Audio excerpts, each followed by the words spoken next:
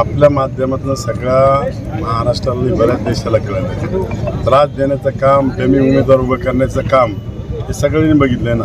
किशोर दराडे खरा असताना खोटा किशोर दराडे आणून उभा करायचा, नंतर प्रचार माध्यमाच्या माध्यमांना चुकीचा प्रचार करायचा, हे पहिल्यापासून त्यांचा 72% परंपरा आहे.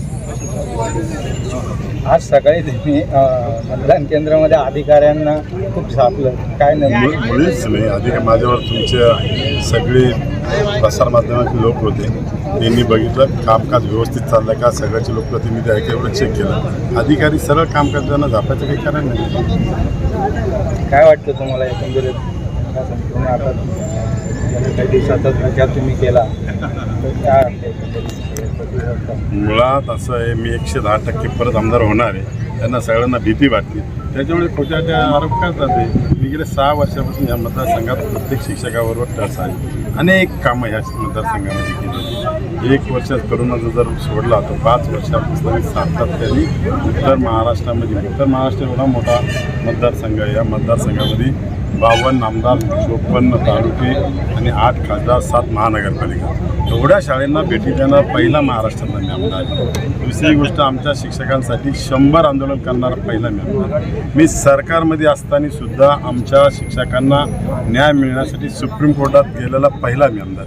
मी स्वतःच्या पदर पैशांनी खर्च करून आमच्या शिक्षकांना जुनी पेन्शन योजना कशी मिळेल याच्यासाठी अहोरात्र मी प्रयत्न केले. अमरण उपोषण 16 दिवस केलं, आझाद मैदानाला आंदोलन केले, वर्धा ते नागपूर पायी दिंडी काढली, भिडेवाडे ते मंत्रालय पायी दिंडी काढली, असंख्य कामं केलेली मी. त्याच्यामुळे विरोधकांना टेन्शन निर्माण झाले आणि नवीन कोणीतरी यायचं आणि ह्याच मतदारसंघात उभं राहायचं, त्यांना एक प्रश्नाचं उत्तरसुद्धा देता येणार नाही, सांगता येणार नाही. म्हणून मतदार आमचे खूप सुशिक्षित आणि हुशार आहे, ज्याला अनुभव आहे, जो कामाचा माणूस आहे, ज्यांनी शिक्षकांसाठी काही केलेलं आहे, अशालाच 1 नंबरची पसंत येईल.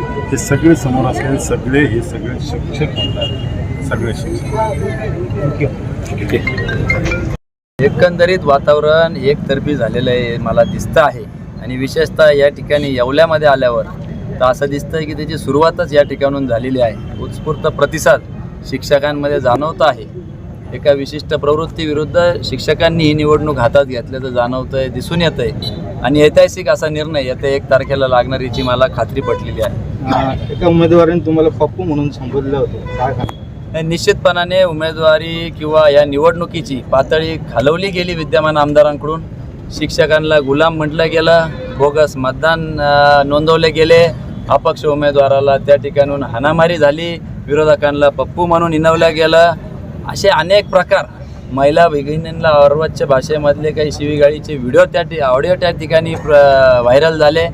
आणि म्हणून एकंदरीतच या निवडणुकीची पातळी खालवली गेली. अनेकदा आव्हान करून सुद्धा 6 वर्षाच्या लेखाजोखा देऊन चर्चेला समोर या किंवा ना पुढचे 6 वर्ष काय करणार हे सांगण्यासाठी समोर या, परंतु ते आव्हान स्वीकारलं नाही. याच्यातच त्यांचा पराभव आहे असं मी मानतो.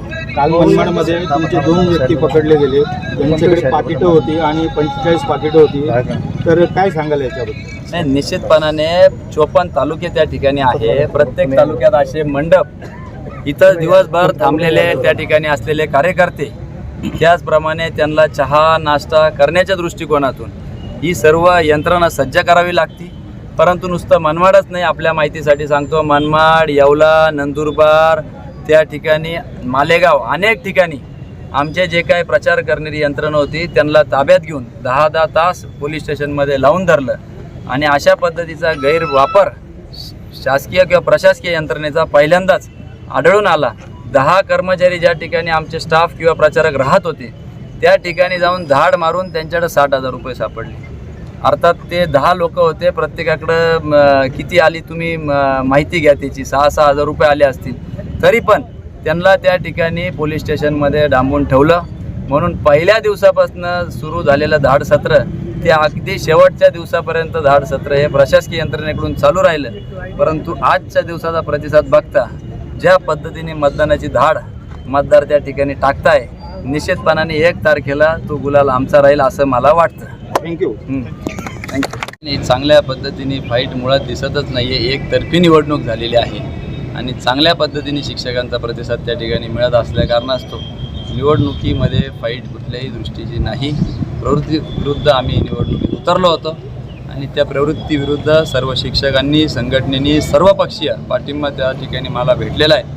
विशेषतः मला तर खात्री पटली आहे की येवल्यामधूनच मला त्या ठिकाणी जास्तीचं अधिकचं मताधिक्य मिळणार आहे अशी देखील शाश्वती मला 100% आहे.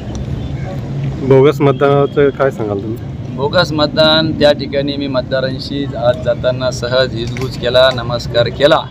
त्यावेळेस सदरील व्यक्ती समोरून म्हटले, मी 2 वर्ष झालो त्या ठिकाणी शिक्षक म्हणून आहे आणि जर याच्यामध्ये 3 वर्षाचा नियम असताना त्या ठिकाणी धडधडीत तो स्वतः सांगतो मी 2च वर्ष झाले शिक्षक आहे, तरी त्याचं मतदान यादीत विद्यमान आमदारांच्या मुख्याध्यापकांनी नाव नोंदवून दिलेलं आहे.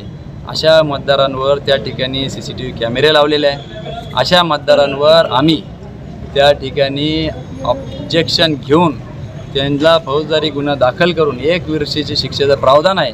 त्यांना शिक्षा झाल्याशिवाय आम्ही स्वस्थ बांधणार नाही.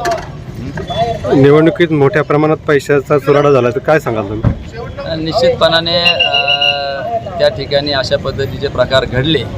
त्यामध्ये अनेक कंगुरे होते. आमच्याही बाबतीत अशा काही बातम्या दिल्या गेल्या, त्याच्यात कुठलंही तथ्य नसताना उमेदवार म्हणून त्या ठिकाणी 54 तालुक्याला बूथ लावायचे, त्या ठिकाणी नाश्ता करायचा, मंडप लावायची, या सगळ्या व्यवस्थेसाठी अधिकृतरित्या माझ्याकडून घेतलेले ते पैसे होते आणि 10-10 तास त्या कर्मचाऱ्यांना 10 लोकांकडे 60,000 रुपये सांगितले. आज कुठलाही एखादा स्टाफ किंवा शिक्षक हे खिशामध्ये 2-3 हजार सहजरित्या घेऊन चालतो.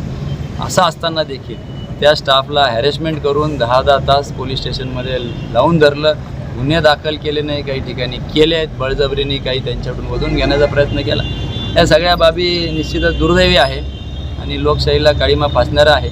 सरकारी यंत्रणेचं घरच्याच कर्मचारी असल्यासारखेच त्या ठिकाणी वापर होताना या निवडणुकीमध्ये सुरुवातीपासून दिसून आला.